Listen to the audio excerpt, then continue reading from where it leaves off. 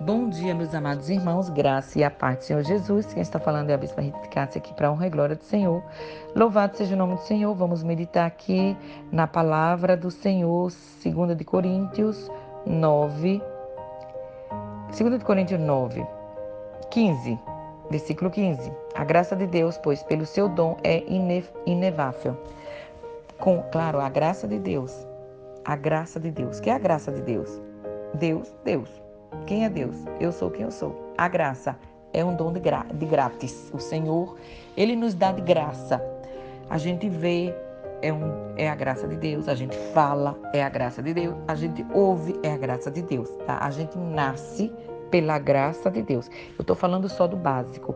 E a sabedoria de Deus? A sabedoria de Deus ainda é uma dádiva sem tamanho. É uma graça que a gente não paga por ela. E não paga por ela, mas a gente é responsável por ela, tá? A gente tem que saber como é que a gente faz. Mas vamos entrar aqui. 2 de Coríntios era a cidade muito rica. 2 de Coríntios é a carta que o apóstolo Paulo escreveu para a cidade de Corinto, uma cidade muito rica da Grécia. E o apóstolo Paulo escreveu 1 de Coríntios, 2 de Coríntios, a igreja de Coríntios. A igreja de Coríntios. A igreja de Coríntios ficava na Grécia, cidade de Coríntios. Então, vamos sair da geografia e vamos agora para o versículo. Amém? O capítulo 9 de 2 de Coríntios fala coletando fundo de maneira honrosa.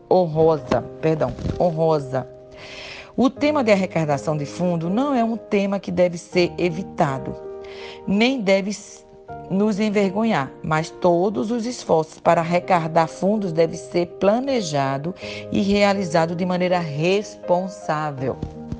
Nós não podemos fazer de qualquer maneira como se fosse o seu trabalho, o seu salário que você ganha dele e faz o que você quer.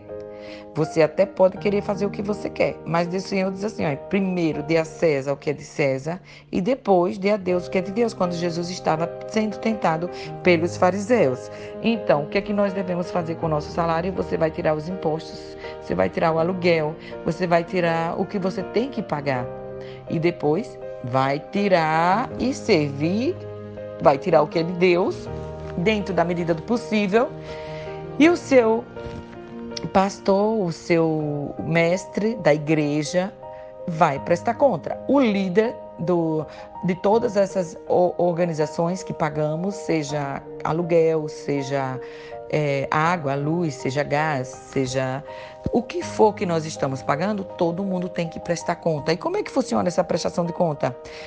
Bem, primeiro Deus diz que como Ele nos dá tudo de graça, primeiro dê graça a Ele, né? Seja dedicado a Deus, para que assim você venha receber muitas sabedorias. E uma delas é o espírito de não sonegar, de não querer enganar, de não querer mentir. Primeiro, forneça informações. 2 de Coríntios 8:4. Como que você vai, por exemplo, você trabalha para você tem que separar todos os impostos, porque você vai ter que prestar conta ao governo. Se você recebe o seu salário, você vai ter que pagar, como eu já falei. E se a igreja você paga, o pastor tem que todos os anos, duas vezes no mês ou a cada 2 anos, também tem que prestar conta do que é feito do dinheiro da igreja. O dinheiro da igreja não é para os nossos deleitos. Amém? Nem o dinheiro de qualquer firma é para os nossos deleitos. Ele tem que prestar conta, ele tem que pagar funcionário. Para isso tem que ter escrito tudo no papel. Folha trabalhista salarial, folha de débitos, folha de créditos e assim sucessivamente. Amém? Mostre o propósito específico. Se você quer fazer colheita, você está fazendo colheita para quê? Para a manutenção da igreja, para a obra, para a doação. Justamente, agora nesse tempo de pandemia, hoje são 5/5/2021, no qual a humanidade, muita gente está passando necessidade, porque faltam líderes inevável, que não venha pecar, que não venha falir com esse propósito de Deus, que seria a sinceridade nas ofertas, a sinceridade para com a igreja, a sinceridade para com até o governo, porque agora é tempo da todo mundo se unir para ajudar uns aos outros. Mas a liderança da igreja, ela tem a obrigação de ter tudo como Deus manda no papel para prestar conta e passar adiante. Amém. Mostre honestidade e integridade. Seja responsável e preste contas. Deixe que as pessoas doem de bom agrado. Seja generoso. Nomeie alguém que mantenha a coleta em andamento. Seja persistente e confie que Deus proverá. Isso mesmo, Deus proverá. E sua misericórdia é bom demais, gente. Não duvide. Deus, ele multiplica. Lembre-se da viúva. A viúva, ela deu somente o que ela tinha, uma moeda, né? E Deus, então, ali ele ensinou para os discípulos, olha, quem deu mais aqui na colheita das ofertas não foi os ricos que mais sobraram, mas foi a pobre viúva que só tinha uma moeda e ela deu de todo o coração. Então, pela sua oração, por vós, tende vós saudades por causa da excelente graça de Deus que em vós há. Então, é bom demais ter a graça de Deus sobre nós. Peça a Deus uma graça honesta, sincera, não corrompida, não fazendo justiça com as tuas próprias mãos ou te fazendo honroso com as tuas próprias mãos, sendo que o fundo não são teus.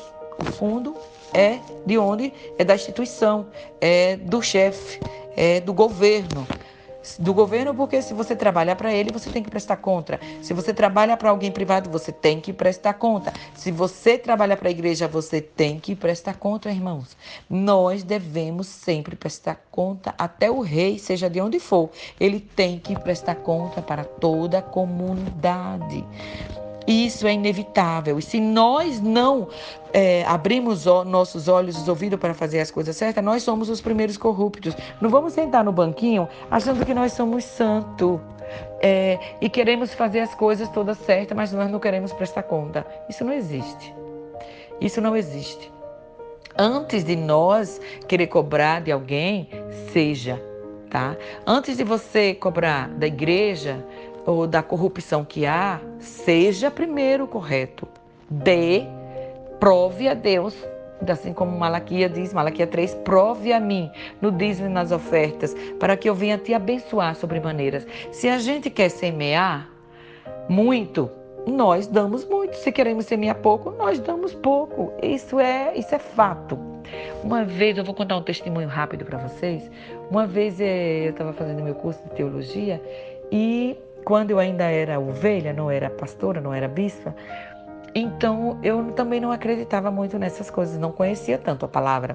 Então o meu apóstolo querido lá da nossa faculdade, ele falou, ele tem até escrito nos seus livros, né? Quando você quiser, você doe, dê aquilo que você não tem muita sorte, aquilo que não dá certo na sua vida, você, quando tiver, você dê e doe à igreja. Irmãos, foi dito e certo. Deus me aumentou hoje, eu acho que é de 12 a 13 vezes mais. Eu não vou dizer para vocês o que seria, porque agora não vem o caso, para que o vídeo também não fique longo, mas ele me aumentou 3 objetos a mais, 13 a 12, e aí lá vai. Porque eu acho que eu vou alcançar as nações por causa dessa doação. Então, faça a prova de Deus nesse sentido. Agora procure uma pessoa, uma igreja, uma liderança que a Bíblia esteja lá convicta, enterrada, criada no coração do líder, né? Porque se aí você já não duvida, ele já não é de grande confiança, por favor, não faça isso, mas procure uma igreja no qual a Bíblia esteja lá dentro. Uma vez eu vi um pastor falando isso, amigo meu, eu fiquei assim, Aí depois que a ficha caiu, né, aí nós começamos a rir, porque verdadeiramente o julgamento está na nossa carne, o pecado está na nossa carne. Quem não é hoje, que ore, que fique de pé, que creia, que jejue para que amanhã não esteja caindo nas mesmas fraquezas. Porque o que nós temos que fazer hoje é repreender a carne todo dia e toda hora. Então, muitos são chamados, poucos escolhidos, mas não é fácil cuidar de dinheiro que não é nosso não, tá? Principalmente se a gente não faz como Deus manda, quando Deus ensina e quando a liderança pede. Aí é que está fatal. Eu deixo com vocês a paz do Senhor Jesus, seja fiel no pouco que no muito o Senhor te acrescentará, para a honra e glória dele, sem duvidar, com alegria, porque isso agrada a Deus. Para a honra e glória do Senhor Jesus, receba a graça de Deus, pois pelo seu dom inabalável, não se abala, é infalível a graça de Deus. Se você crê, creia tão somente.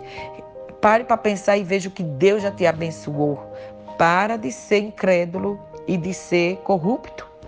Creia tão somente em Cristo Jesus, que Ele nos amou de tal maneira, que Ele veio para nos salvar e para que a gente tenha vida eterna.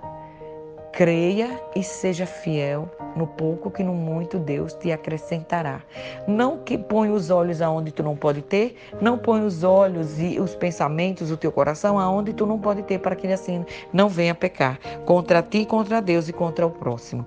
Louvado seja o nome do Senhor, graças a Deus.